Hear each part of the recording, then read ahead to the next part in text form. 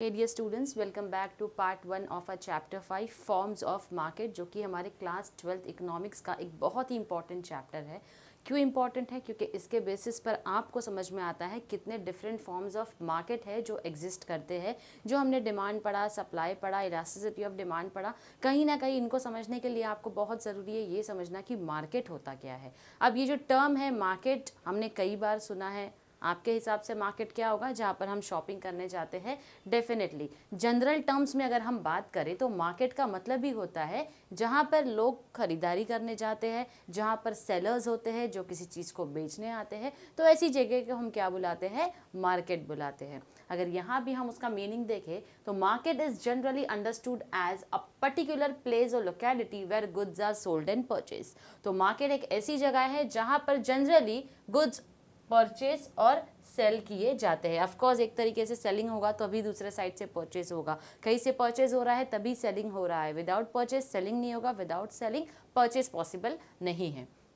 Okay लेकिन अगर हम बात करें इन टर्म्स ऑफ इकोनॉमिक्स के पॉइंट ऑफ व्यू से अगर हम देखें, market refers to an arrangement. Market का मतलब होता है एक arrangement through which buyers and sellers come in contact with each other directly or indirectly। buyers and sellers दो important पार्टी है, याद रखना, buyers और sellers ये दो important पार्टी है जो आती है कॉन्टैक्ट में एक दूसरे के डायरेक्टली और इनडायरेक्टली। गुड्स एक्सचेंज होता है, गुड्स या सर्विसेज एक्सचेंज होती है इनके बीच में। लेकिन ये जो goods and exchange services exchange होती है ये फ्री में नहीं होती है। There has to be a certain amount that you are paying, तभी जाकर उसको सेल और परचेज जो है वो बोला जाएगा। ओके इकोनॉमिक्स टर्म में market is an arrangement when buyers and sellers come in contact with each other directly और indirectly an exchange of goods and services takes place among them. उन दोनों के बीच में क्या होता है? कुछ बिजनेस ट्रांजैक्शन होता है। तो ये जो बिजनेस ट्रांजैक्शन जिस जगह पर होता है, एक ऐसा अरेंजमेंट हमने बना रखा है, उसे हम कहते हैं मार्केट, उसे हम कहते हैं market. Now, let us go through the definition of market that has been given by Augustine Carnot. Economists understand the term market not any particular marketplace in which things are bought and sold, but the whole of any region in which buyers and sellers are in such a close contact with one another that the prices of same goods tend to equality easily and quickly. Okay, marketplace का मतलब कोई भी एक market का नाम हमने ले लिया, जैसे दिल्ली का सरोजिनी मार्केट हो गया, मुंबई में नटराज मार्केट हो गया फॉर एग्जांपल, राइट। हम ऐसे स्पेसिफिक मार्केट की बात नहीं कर रहे हैं, ठीक है। जिसको जनरली समझा जाता है, यहाँ पर गुड्स एंड सर्विसेज सेल किए जाते हैं, वो जनरल टर्म है मार्केट के लिए। इकोनॉमिस्ट की अगर हम बात करें, इकोनॉमिस्ट जो होते हैं उन्होंने मार्केट टर्म का मतलब क्या समझाया है? It is not any particular market place जहाँ पर गुड्स एंड सर्विसेज बेची या खरीदी जाती है, but the whole of any region in which buyers and sellers are in such a close contact। okay, the whole of any region का मतलब यहाँ पर हो सकता है, यहाँ पर हम एक पूरे शहर की बात कर रहे हैं या फिर पूरे देश की बात कर रहे हैं। तो यहाँ पर हम स्पेसिफिकली किसी एक रीजन की बात करें। फॉर एग्जांपल हमने कई बार सुना है ना, इंडियन मार्केट जो है वो काफ़ी ज़्यादा सस्ता मार्केट है as compare to other foreign countries, right. तो यहाँ पूरे कंट्री को हमने रिप्रेजेंट करके बात की है। तो that is what this term region means. Okay, एक ऐसा रीजन जहाँ पर बायर्स एंड सेलर्स एक दूसरे से क्लोज कॉन्टैक्ट में होते हैं। The prices of the same goods tend to equality easily and quickly. तो प्राइजेज जो होते हैं ऑफ दिस गुड्स के, prices of this goods tends to equality easily and quickly. तो ऑलमोस्ट मोस्ट ऑफ दी जगहों पर प्राइजेस जो होते हैं वो क्या होते हैं? इनके फ्लक्चुएट भी हो सकते हैं, सिमिलर भी हो सकते हैं। अब कुछ चीज़ें हम एजम्पशन में मानकर चलते हैं। आपको याद होगा डिमांड में, सप्लाई में प्राइस कांस्टेंट होता है, बाकी फैक्टर्स चेंज होते हैं। तो इसी तरीके से मार्केट प्लेस में ये सारी चीज़ें जो है वो काम करती है। Now market is a network of dealings between potential buyers and sellers. Market एक ऐसी जगह है जहाँ पर पोटेंशियल बायर्स, पोटेंशियल का मतलब होता है जो खरीदना चाहते हैं, जो विलिंग होते हैं परचेज करने के लिए, और पोटेंशियल सेलर्स जो मार्केट में बेचने ही आए हैं अपने गुड्स को या सर्विसेज को। At any point of time a market will exist if there are. Market हम कब बुलाएंगे कि ये जो जगह है ये मार्केट है? जब बायर्स एंड सेलर्स होंगे उस मार्केट में, प्रोडक्ट और service to be brought and sold price of the product, यानी कि बायर्स एंड सेलर्स का होना ज़रूरी है। आप प्रोडक्ट या सर्विस कोई ना कोई चीज़ बेचने गए हो और बायर जो है वो ख़रीदने आया है, डेफिनेटली प्राइस होना चाहिए, कुछ प्राइस आपने कोट किया होना चाहिए जो भी आप प्रोडक्ट या सर्विस को सेल कर रहे हो। क्लोज कॉन्टैक्ट होना चाहिए बायर्स एंड सेलर्स का। And lastly knowledge about market, that means there has to be some knowledge about the market. Knowledge about the market क्या हो सकता है? बेसिकली हम यहाँ पर प्राइजेस की बात कर सकते हैं, हम यहाँ क्वालिटी की बात कर सकते हैं, हम सप्लायर्स की बात कर सकते हैं। तो इन सारी चीज़ों का मार्केट का नॉलेज होना आपको बहुत ही ज़रूरी है। ये सारी चीज़ें जब एग्जिस्ट करती है तब हम उसको बुलाते हैं, ऐसी जगह को हम बुलाते हैं market. Okay, now classification of market. अब मार्केट को जो है वो डिवाइड किया गया है। मार्केट को डिवाइड किया गया है 3 अलग अलग टाइप्स में, जिसके अंदर वापस से सब डिवीजन है हमारा, लेकिन जो मेन इंपॉर्टेंट टाइप है हम उसको समझेंगे। सबसे पहले मार्केट को डिवाइड किया गया है प्लेस यानी कि जगह के हिसाब से। दूसरा मार्केट को डिवाइड किया गया है टाइमिंग के हिसाब से। तीसरा जो है मार्केट को डिवाइड किया गया है कॉम्पिटिशन के हिसाब से। तो place, time, competition, place, time, competition, तीन इंपॉर्टेंट टाइप है। अब इसके अंदर हम इसके सब टाइप्स देखेंगे। प्लेस यानी जगह की बात कर रहे हैं ना, तो जगह की बात में कैसा होगा? लोकल मार्केट हो सकता है, नेशनल हो सकता है, इंटरनेशनल मार्केट हो सकता है। तो जगह के हिसाब से अगर जब भी पूछा जाएगा तो लोकल, नेशनल, इंटरनेशनल आपको याद रखना है। जब हम बात करते हैं टाइम पीरियड की, अगर हमने टाइम बोला तो टाइम के हिसाब से क्या होगा? कम टाइम या फिर ज़्यादा टाइम या फिर एक एवरेज टाइम। तो इसीलिए यहाँ पर दिया है वेरी शॉर्ट पीरियड, बहुत कम टाइम। बहुत कम टाइम जैसे कि 5-10 दिन का टाइम हो गया, राइट, या उससे भी कम हो सकता है। उसके बाद आपका शॉर्ट पीरियड आता है, वेरी शॉर्ट यानी बहुत कम टाइम। फिर आता है आपका शॉर्ट पीरियड 15 डेज और अ मंथ। फिर आता है आपका long period 6 months, very long period 2 to 3 years, right. तो इस तरीके से आपका टाइम पीरियड जो है वो क्या होता है? डिवाइड होता है as per time. Now competition. Competition में 2 इंपॉर्टेंट टाइप है, एक है परफेक्ट कंपटीशन, दूसरा है इम्परफेक्ट कंपटीशन। इम्परफेक्ट कंपटीशन का अलग से सब टाइप्स है, जो कि आता है मोनोपोली, ओलिगोपोली और monopolistic competition.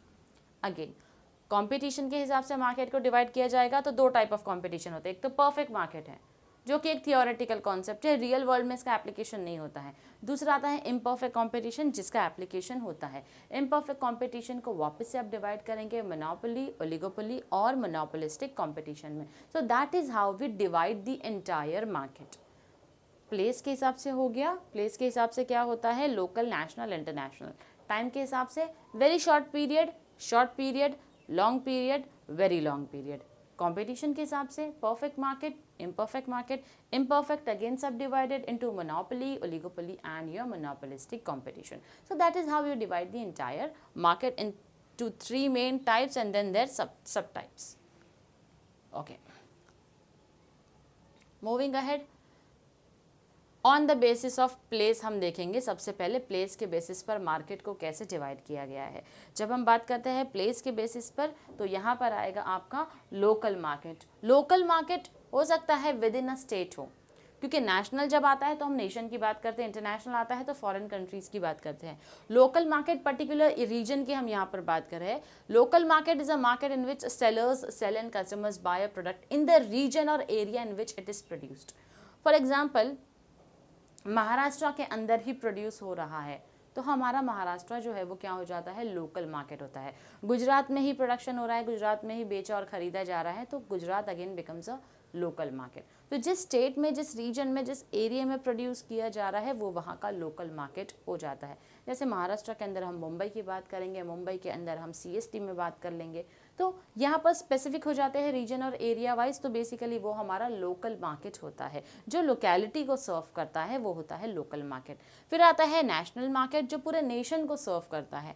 National market is a domestic market. National market को डोमेस्टिक मार्केट भी बुलाया जाता है in a given country. Each national market is govern by the regulation of its own country. अब हर कंट्री का national market जो है उसके खुद के गवर्नमेंट के हिसाब से चलता है, गवर्नमेंट के रूल्स एंड रेगुलेशंस के हिसाब से वहाँ पर काम चलता है, right. Next we have is international market. Now international market जो होता है वो वर्ल्ड वाइड होता है। हम यहाँ पर पूरे दुनिया भर की बात कर रहे हैं, सिर्फ अपने कंट्री इंडिया की बात नहीं करेंगे, इंडिया के अलावा बाहर जितने देश हैं हम उसकी भी बात कर रहे हैं। तो आप चाहे तो आज आप फ्रांस से कुछ मंगा सकते हैं, आप चाहे तो जर्मनी से कुछ मंगवा सकते हो, आप चाहो तो जापान में जाकर कुछ बेच सकते हो, राइट। तो ये ट्रेड जो है वो आप दुनिया भर में कर सकते हो। You are not bounded by any boundaries, कोई बाउंड्रीज नहीं है जिसको आप क्रॉस नहीं कर सकते हैं। इंटरनेशनली आप सारे कंट्रीज में जाकर अपना बिजनेस कर सकते हो, कुछ बेच सकते हो, खरीद सकते हो। Now, international market is a worldwide market in which buyers and sellers trade in goods and services across national borders. Across national borders का मतलब क्या होता है? एक देश से ज़्यादा देशों में अगर आप कुछ बेच या खरीद रहे हो तो इसलिए उसके लिए टर्म यूज़ करते हैं across the national borders या फिर boundaries. That is what we mean by international market. Now, let us move ahead on the basis of time. अब अगर हम टाइम पीरियड के हिसाब से देखें तो मार्केट कैसे डिवाइड हुआ है। सबसे पहला आता है हमारा वेरी शॉर्ट पीरियड, यानी यहाँ पर जो टाइम होता है वो बहुत ही कम होता है। Now, very short period is a period in which supply is fixed and price is determined by the demand. यानी कि इस मार्केट में सप्लाई जो है वो पक्का होगा और प्राइस जो है वो मार्केट डिमांड जो है उसके ऊपर बेस्ड होता है price. The time period is for few days or weeks in which the supply of commodity cannot be increased. अब ये जो टाइम पीरियड है यहाँ पर ये कुछ बहुत ही कम दिनों के लिए होता है या कुछ बहुत ही कम हफ्तों के लिए होता है। तो यहाँ पर बोला जा रहा है सप्लाई ऑफ कमोडिटी आप यहाँ पर नहीं बढ़ा सकते हो, सप्लाई ऑफ कमोडिटी आप यहाँ पर नहीं बढ़ा सकते हो। For example most of the time अगर हम बात करें बच्चों तो यहाँ पर पेरिशेबल गुड्स जो होते हैं ना, जैसे कि दूध हो गया, राइट, ये पेरिशेबल गुड होता है। तो ऐसे गुड्स जो बहुत ही जल्दी ख़राब होने के चांसेस होते हैं, तो ऐसे गुड्स को हम बहुत ही शॉर्ट पीरियड ऑफ टाइम में क्या करते हैं, सेल करने की कोशिश करते हैं।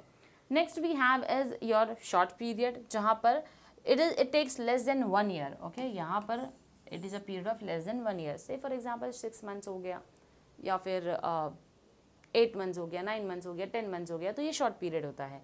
In this period, firms can only make adjustments and inputs like labor to increase the supply of goods and services. तो यहाँ पर शॉर्ट पीरियड में लेबर जो है या फिर किसी तरीके का इनपुट जो है उसमें चेंजेस लाया जा सकता है ताकि हम गुड्स एंड सर्विसेज के सप्लाई को क्या कर सके, बढ़ा सके, गुड्स एंड सर्विसेज के सप्लाई को बढ़ा सके। फॉर एग्जाम्पल हम यहाँ पर एग्जाम्पल ले सकते हैं सीजनल गुड्स का, बहुत ही लिमिटेड टाइम पीरियड के लिए होता है, राइट। तो एक साल के अंदर अंदर ही, जैसे कि बारिश का मौसम आ गया, 4 महीना चल रहा है, 4 महीना 5 महीना जो बारिश हो रही है, तो उसकी वजह से अभी अम्ब्रेला, रेनकोट, ये सारी चीज़ों की डिमांड और ज़्यादा बढ़ेगी। तो इसका सप्लाई हमको क्या करना है, इसका सप्लाई जो है वो हमको क्या करना होगा, इंक्रीज करना होगा। लेबर में हमने चेंज लाया, labour is an input, for example हमने मैन पावर को और ज़्यादा बढ़ा दिया ताकि ज़्यादा से ज़्यादा सेल हम कर सकें।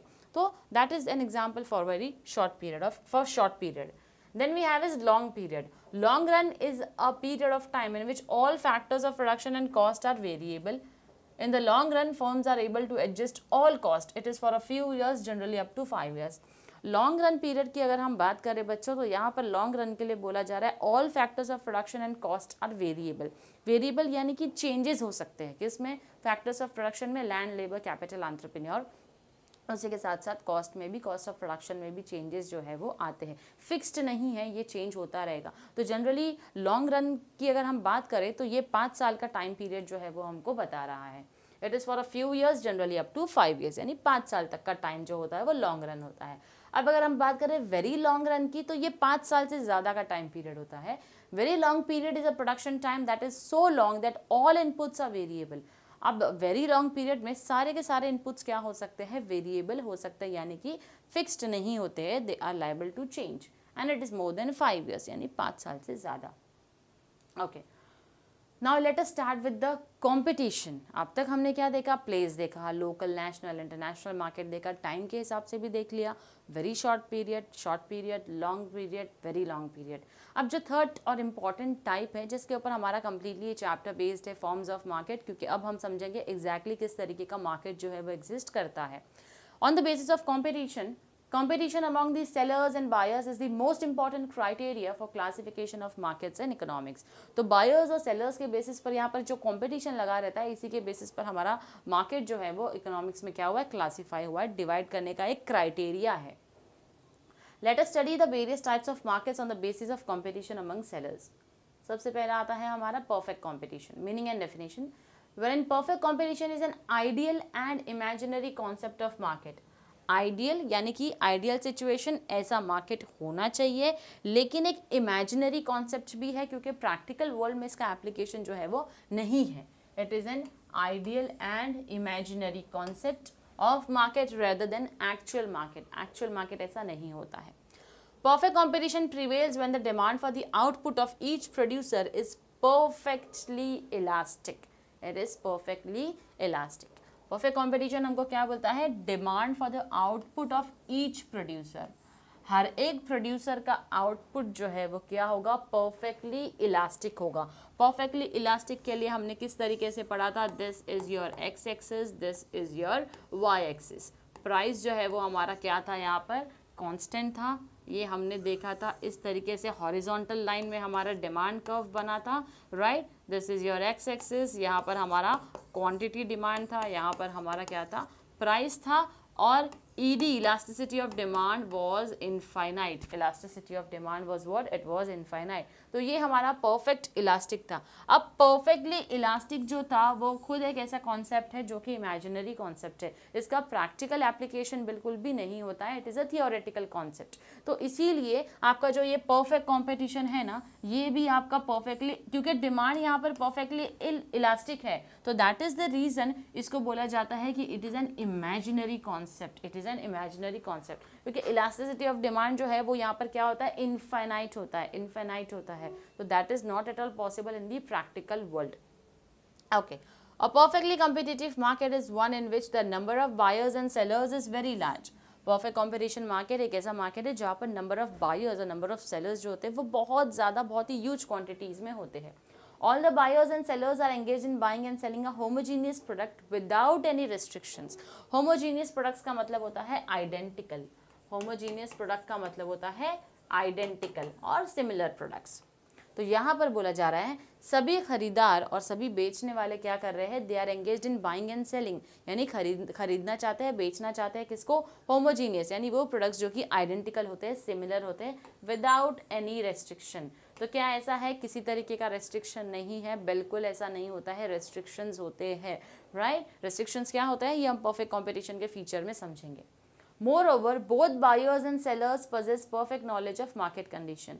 अब यहाँ पर बोला जा रहा है बायर्स और सेलर्स दोनों को मार्केट कंपटीशन के बारे में, मार्केट की कंडीशन के बारे में एकदम परफेक्ट नॉलेज है, यानी हर एक चीज़, हर एक क्वालिटी से रिलेटेड हो गया, आपका प्राइस से रिलेटेड हो गया, source of supply of products क्या है इससे रिलेटेड हो गया। तो ये सारी चीज़ों का नॉलेज बायर को भी है, सेलर को भी है, ऐसा हम मानकर चल रहे हैं, हालांकि ऐसा होता नहीं है क्योंकि ये कॉन्सेप्ट ही एग्जिस्ट नहीं करता है।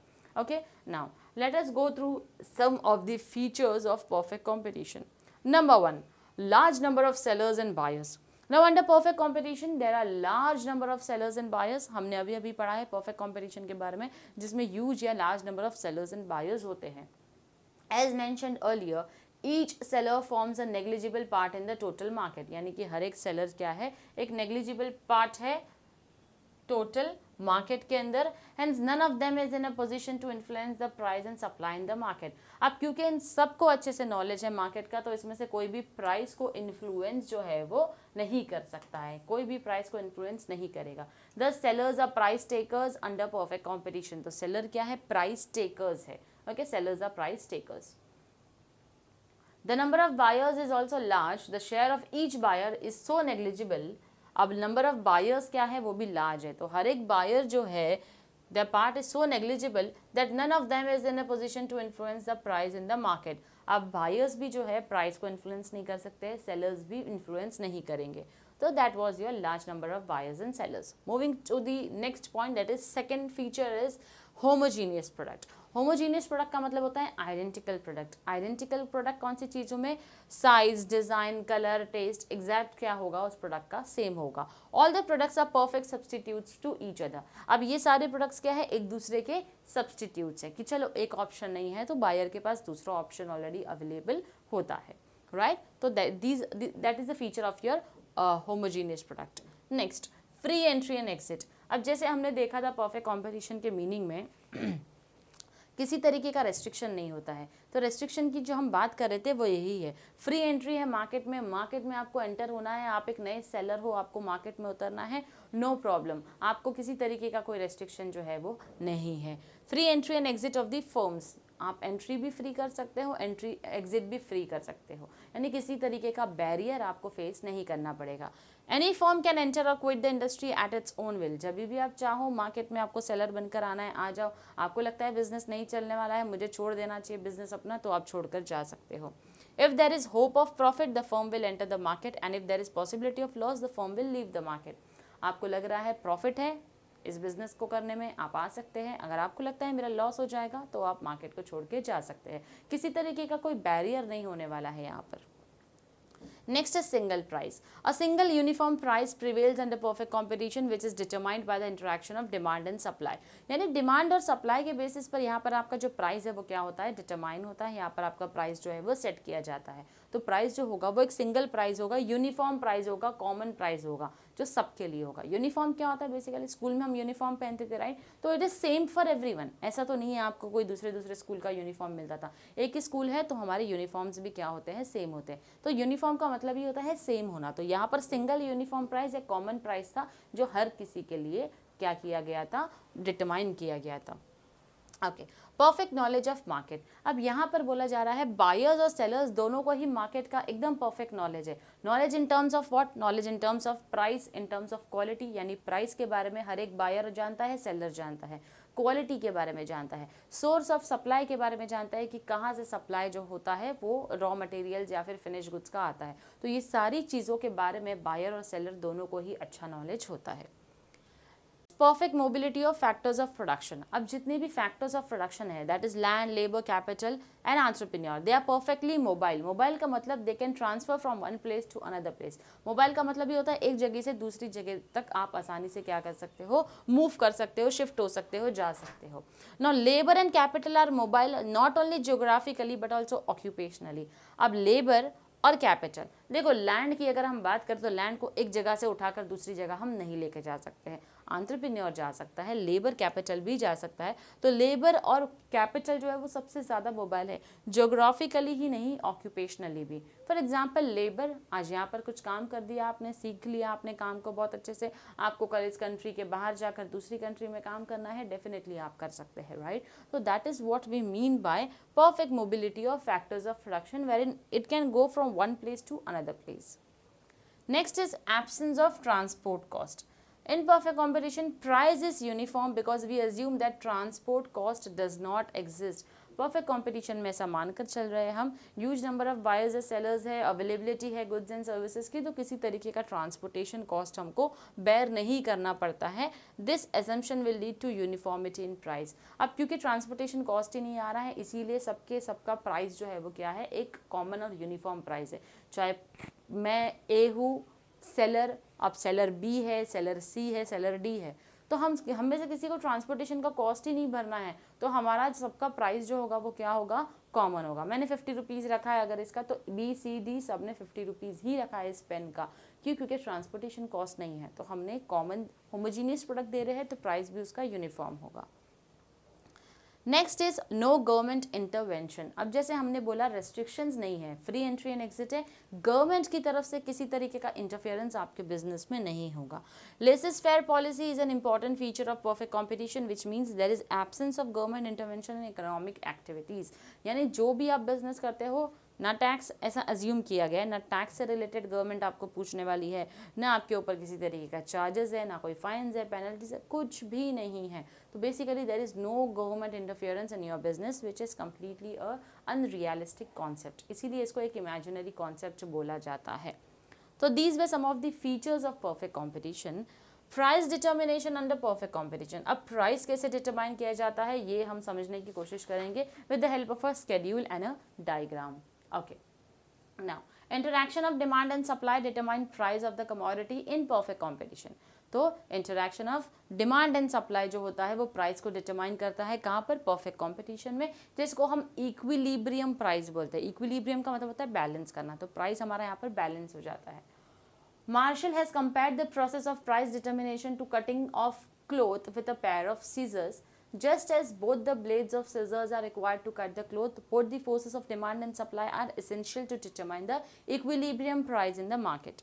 अब जहाँ पर हमको मार्शल ने एक एग्जाम्पल देता हुआ समझाया, बहुत ही अच्छा एग्जाम्पल दिया उन्होंने हमें। जब हमको एक कपड़े को, एक क्लॉथ को कट करना होता है, क्या करना होता है, कट करना होता है, तो हमको सीजर्स चाहिए, राइट। हमने सीजर्स से उसको कट किया। अब अगर सीजर का सिर्फ एक हैंड होगा, दूसरा हैंड नहीं होगा, तो क्या हम उस क्लॉथ को कट कर पाएंगे? नहीं, दैट इज नॉट पॉसिबल। तो वो बैलेंसिंग करके हम उसको कट नहीं कर पाएंगे, राइट। तो इसीलिए यहाँ पर क्या बोला जा रहा है, जिस तरीके से क्लॉथ को कट करने के लिए सिजर्स के बोथ हैंड्स होने ज़रूरी है ताकि बैलेंस यानी कि आप सही तरीके से उसको कट कर पाए। सिमिलरली ये जो दोनों हाथ है ये कौन है, डिमांड और सप्लाई है। किसके है, जब प्राइस को डिटरमाइन करना होता है तो ये डिमांड और ये सप्लाई, ये दो ऐसे फोर्सेस है, जब ये दोनों चलेंगे तो जाके आपका प्राइस जो है वो इक्विलिब्रियम यानी बैलेंस होगा। Okay, this is explain with the help of the following schedule and diagram. अब यहाँ पर हमको एक डायग्राम बनाना है, पहले स्केड्यूल देख लेंगे हम, टेबुलर फॉर्म जो दिया है। Okay, price per KG of apples, demand and supply देखेंगे हम यहाँ पर। Price per KG of apples दिए हैं हमको, प्राइस क्या हो रहा है, इंक्रीज हो रहा है 100, 200, 300, 400, 500। सिमिलरली क्वांटिटी डिमांड जो है हमारी वो भी अकॉर्डिंगली क्या होती है, बढ़ती है। क्वांटिटी सप्लाई भी हमारा क्या होता है, बढ़ता है। और फिर हम रिलेशनशिप देखेंगे डिमांड एंड सप्लाई का। ओके, जब प्राइस हमारा बढ़ा from 100 to 200, when price rises from 100 to 200, quantity demanded falls from 5000 kgs to 4000 kgs। Quantity demand क्या हो गई, 5000 से 4000 हो गई। whereas supply increases from 1000 kg to 2000 kg। हालांकि अगर हम देखें, देखो प्राइस बढ़ेगा तो डिमांड कम होगी, ये हमने लॉ ऑफ डिमांड में सीखा है, और प्राइस बढ़ेगा तो सप्लाई बढ़ेगा, ये हमने लॉ ऑफ सप्लाई में पढ़ रहा है। तो यहाँ पर देखो 100 से 200 जब प्राइस बढ़ा तो क्वांटिटी डिमांड क्या हो गई, कम हो गई, 5000 से 4000 हो गई। लेकिन क्वांटिटी सप्लाई बढ़ गया, कहाँ से, 1000 से 2000 हो गया। तो यहाँ पर हमको पता चलता है कि डिमांड जो है वो अभी भी क्या है, सप्लाई से ज़्यादा है। डिमांड क्या है, सप्लाई से ज़्यादा है। Okay, this is because demand falls with a rise in price and supply rises with a rise in price। ऐसा क्यों होता है, क्योंकि डिमांड जो है वो क्या होता है, गिर जाता है जब प्राइस बढ़ जाता है, लेकिन सप्लाई जो है वो प्राइस के साथ बढ़ते ही जाएगा। This is the stage where demand is greater than supply. तो ये एक ऐसा स्टेज है जहाँ पर डिमांड जो है वो सप्लाई से क्या होता है, बड़ा होता है। ओके, नेक्स्ट कंडीशन आगे देखते हैं हम क्या बोलता है हमको। Point number 2 says when price rises to 300, quantity demanded and quantity supplied become equal, that is 3000 kg। अब यहाँ पर अगर हम देखें तो 100 में भी डिमांड ज़्यादा था, प्राइस 100 था, तभी भी डिमांड सप्लाई से ज़्यादा था। जब प्राइस 200 हुआ तभी भी डिमांड सप्लाई से ज़्यादा है। जब प्राइस 300 हुआ तो कहीं ना कहीं डिमांड और सप्लाई हमारे क्या हो गए, they both are equal. Okay, this is the stage of equilibrium where demand and supply become equal. ये ऐसा स्टेज है जहाँ पर डिमांड और सप्लाई इक्वल हो जाता है, hence ₹300 becomes the equilibrium price. तो जहाँ पर demand is equal to supply, उस प्राइस को हम बुलाते हैं इक्विलिब्रियम प्राइस। जहाँ पर demand is equal to supply, उस प्राइस को हम बुलाते हैं इक्विलिब्रियम प्राइस। बैलेंस हो गया यहाँ पर हमारा, क्यों, because demand is equal to supply. तो 300 रुपीज़ जो है वो हमारा इक्विलिब्रियम प्राइस होगा। Next, when price further rises from 400 to ₹500, demand falls from 2000 kgs to 1000। Okay, जब प्राइस बढ़ा 400 से 500 की तरफ जो लास्ट हमने देखा, फिर क्या हुआ, डिमांड जो है वो और कम हो गया, क्योंकि प्राइस बढ़ेगा तो डिमांड घटेगा। तो डिमांड हमारा कम हो गया, 2000 kg से 1000 kg पे आ गया, और सप्लाई हमारा बढ़ गया 4000 से 5000। दस supply is greater then demand. तो यहाँ पर ऐसे स्टेज पर सप्लाई जो है वो डिमांड से क्या है, बढ़ जाता है। The process of price determination is explained in the following figure 5.2। Next जो हमको डायग्राम दिया है उसके अंदर हमने इसको देखा है। यहाँ देखो, जब प्राइस 500 हो गया, 400 से 500, डिमांड कम हो गई 2000 से 1000, और क्वांटिटी सप्लाई हमारा ज़्यादा हो गया। तो इन दोनों ही सिचुएशन में demand is greater than supply. Okay, X axis represents quantity demanded, X axis पर क्वांटिटी डिमांड है, वाई एक्सिस पर प्राइस पर केजी है। Quantity demanded and quantity supply दोनों आएगा। Where is Y axis represents the price, D D is the downward sloping curve. अब इसको ध्यान में रखते हुए हमको डिमांड कर्व बनाना है और सप्लाई कर्व बनाना है। तो डिमांड एंड सप्लाई कर्व जो हमने बना लिया, उसके बाद में अगर आप देखेंगे तो ये हमारा पॉइंट है जो कि 300 रुपीज़ पर 300 रुपीज़ जब आया था हमारा, तो वो हमारा डिमांड और सप्लाई को बैलेंस करता है, इक्विलिब्रियम प्राइस, इसीलिए इस 300 को बोला जाएगा। E is the equilibrium point where demand and supply curve intersect with each other। तो यहाँ पर डिमांड कर्व और सप्लाई कर्व इंटरसेक्ट होते हैं, तो वो हमारा पॉइंट E है। Accordingly, rupees 300 is the equilibrium price and 3000 kg is the equilibrium quantity demanded and supplied. तो ये जो हमारा पॉइंट आता है 3000 का, तो यहाँ पर क्वांटिटी डिमांड और क्वांटिटी सप्लाई और प्राइस 300 जो है वो हमारा इक्विलिब्रियम पॉइंट होता है. This equilibrium price is determined by market demand and supply. I hope आपको समझ में आ गया कि ये जो मार्केट की डिमांड एंड सप्लाई प्राइस को कैसे डिटरमाइन करती है. हमने यहाँ पर क्वांटिटी डिमांड और सप्लाई देख लिया, यहाँ पर प्राइस देख लिया. अकॉर्डिंगली हमने डिमांड कर्व सप्लाई कर्व बनाया. अब ये डिमांड और सप्लाई कर्व आपस में एक दूसरे को इंटरसेक्ट करते हैं, एक दूसरे से मिलते हैं पॉइंट ई पे, जहाँ जाकर ये डिमांड और सप्लाई हमारा इक्वल हो जाता है. तो जहाँ डिमांड और सप्लाई इक्वल हो गया, उस अमाउंट को, उस पर्टिकुलर अमाउंट को, उस पर्टिकुलर क्वांटिटी डिमांड और सप्लाई को हम बुलाते हैं equilibrium price and equilibrium quantity demanded and quantity supplied. That is the point where D is equal to SS. Demand, DD is demand curve basically. तो demand हमारा supply से equal हो जाता है. So that was all about our perfect competition. मिलती हूँ मैं आपसे पार्ट 2 में, जहाँ पर हम देखेंगे imperfect competition के टाइप्स क्या होते हैं और उसी के साथ साथ हम हमारा एक्सरसाइज जो है वो सॉल्व कर देंगे. Till then stay tuned. Thank you very much.